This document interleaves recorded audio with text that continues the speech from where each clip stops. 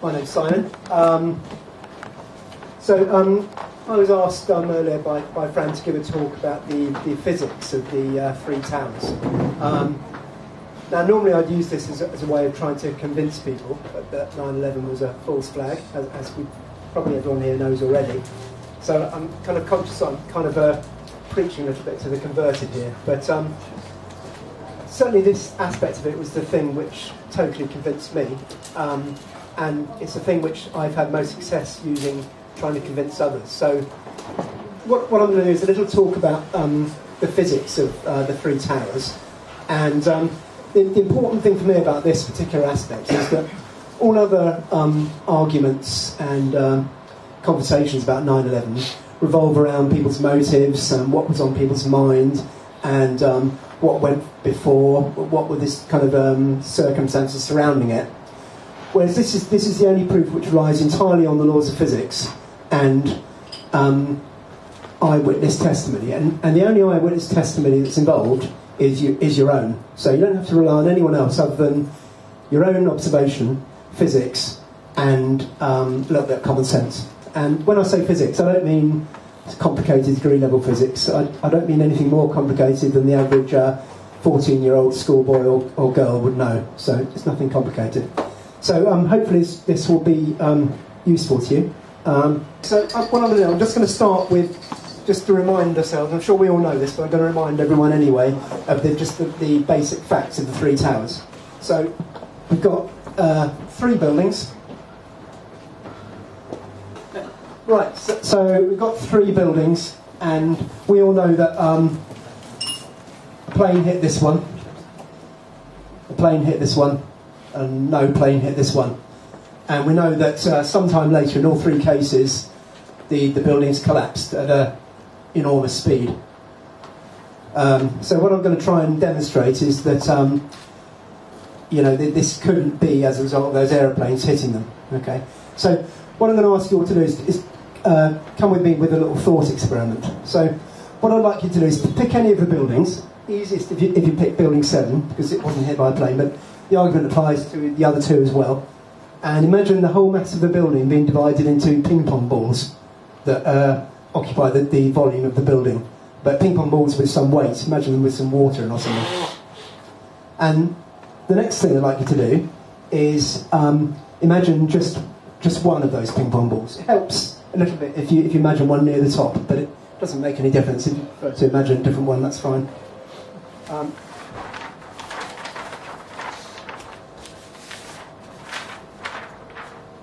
So, there's a ping pong ball. So, now let's try and work out what could happen to this ping pong ball during those few seconds when those buildings came down.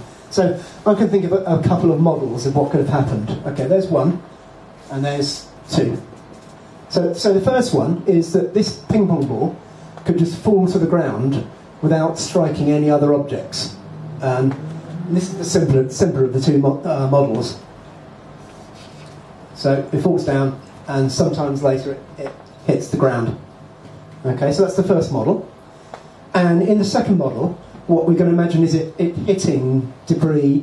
Imagine these to be bits of concrete, steel girders, whatever that comprises the mass of the building. So it'll fall, strike another one, come off, and then fall, strike another one, and come off. And how many times it does that, anyone's guess. Okay. So those are so obviously this model here is commensurate with some kind of free fall type activity, and we'll come back to what could cause that in a minute. I guess you can probably all guess, but we'll leave that for a minute. And this one is commensurate with some kind of pancake collapse of the building, so structural collapse and things hitting things, and the building gradually falling down by hitting itself and collapsing gradually. Okay, so let's see if we can work out which one of these closely models the actual observed facts. Okay, so I'm going to use here an equation from Isaac Newton. So F equals ma, which you've probably all heard of. So m is the mass of the ping pong ball, F is the force acting on the ping pong ball, and A is the acceleration that we're going to observe. Okay? And in this particular case, there's only one force acting on the ping pong ball, and that's gravity. Okay? And we know that when this equation applies to gravity, A is 9.81 metres per second per second. Okay, and that's the acceleration due to gravity. That's the acceleration that everything falls at when you just let it drop. In this case, the forces on the object are not just gravity, because another one of Newton's laws says that whenever two objects strike each other, the forces exerted on each object are equal and opposite. So each time this thing that's the ping pong ball that's been hit has a force on it accelerating it downwards, an equal force is acting up on the thing that does the striking. So if you imagine I'm going to put the microphone down for this bit. If you imagine a floor falling in fall and then hit a stationary floor, when it hits, this one slows down and this one speeds up. And the result is the result is that the two floors continue downwards, but at half the speed. Okay. So at each impact, there's another force. So what we'd observe in this particular case is acceleration of much less than this. Now, how much less? We don't really know, but it would be a lot less, especially if there are a lot of objects being struck on the way down. So we're looking at, say, something like between 1 and 2 metres per second squared. Okay. So now we've got a way of working out which of these two things is true, because all we need to do is work out the acceleration in both of these cases. If it comes out near 9.8, it means this model is true. If it comes out near 1 or 2, it means this model is true. Okay? So the next thing we do is we can't work out the acceleration by observation directly. It's very difficult for the human eye to measure acceleration. But what we can do is measure some other things. So we can use another equation, which is S equals half AT squared. This is a maths equation taught to most people in school when they're about age of 14. And S is the distance travelled. A is the acceleration, the same acceleration as here. T is the time taken. And that gives you the relationship between those three things. So what I'm going to do, I'm just going to rearrange the equation now. So I'm going to multiply both sides by 2. And I'm going to divide by t squared. And that will give me A. Now of course, we can find A. And we just need to know S, the distance, which is the height of the building, and T, which is the time taken for the building to fall. And those two facts are both available to anyone on Wikipedia or on many clips of video. You can time it for yourself. And what you get for the buildings is, if my memory serves me correctly, something like 9.8 seconds, 10.2 seconds, and I think it's 6.4 seconds for the smaller building, smallest of the three. Anyway, without going through working out all the maths, what this does, you plug these figures in for each of the three buildings, and you get roughly about 9.5. So what that tells us is, just using the laws of physics, which always apply, are incontrovertible, it was definitely free fall that the building was going through. And what that means is, for every particle of mass of the building that fell, it didn't hit any other object on its way down. So all the mass of the building must have been removed by the time that the building fell through that point in space. Now, the only way I can think of to remove mass, I mean, given that it's not a science fiction class, or, you know, there's no aliens, we haven't got any death rays or access to any fancy things, is basically for it to be blown up with explosives. So that's nearly the end. I want to tell you just one more funny thing. And when I ran through this speech the other day with a friend of mine, he said he actually came up with another way by which this model could be observed.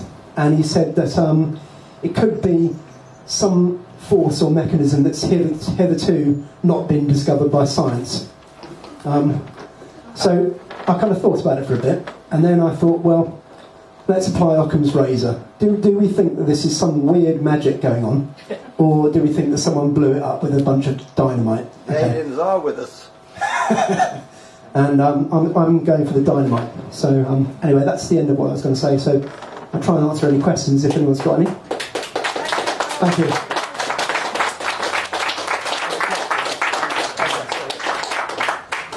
Any questions, anyone? I've got one. Have you? How do you deal with Julie Wood? If I knew who Julie Wood was, I'd be alright, I'm afraid. Okay. She is a professor of physics who maintains that the buildings were brought down by rays. Laser beams or something, right? Yeah, a little bit like my friend said when I put this theory to him, really. Yeah, I mean, I'd go for Occam's razor on this one and say that the most likely explanation is the simpler of the two. But the trouble is that the Occam's razor argument is the one which is used to say, well, if the government says it fell down because of plane impact, then that's obviously the simplest solution. Occam's razor. Well, I mean, the thing about Occam's razor is you can use it to choose between two solutions, but the two solutions or models that you're choosing between have to both explain the facts, and the government's one unfortunately doesn't. So that's not a contender. Yeah, I mean, I think the physics is the most important thing about this, and specifically Building 7. And I think instead of saying to somebody your government is corrupt, you just say to them, look, this building fell at 5:30 that day at near free fall, going through a period of free fall acceleration, which is impossible without the floors being removed below it by something likely to be explosives. Now, you know, you're not saying the government's corrupt, you're just saying that happened, and because they don't know about it, they should be looking at it. Yeah, exactly. What the architects and engineers say, they don't go into why or who, they just exactly. the physics, isn't it? Yeah. Just stick to the facts. Stick to the facts. Yeah, hi. I'm a little curious. It's very interesting what you've just demonstrated there. But my question is, how do you explain the buildings crumbling into dust? That can't be the result of just explosives, could it? Well, yeah, I mean, that's the thing. If you look into the actual science of what they did, it was more than just simple explosives. These were kind of army compounds going on here. So the evidence I've read is that there was thermate involved, which is a highly... it burns with a very high temperature and can melt steel. And these thermite charges were put in place to melt the girders. And then I think the rest, what's left, was blown up with high-intensity explosives. And the reason why you can see that is because in all the film clips of it, the collapse of the building is followed by these what are called pyroclastic clouds, which are those vast clouds of debris and smoke and rubble, which are like billowing down the streets of Manhattan.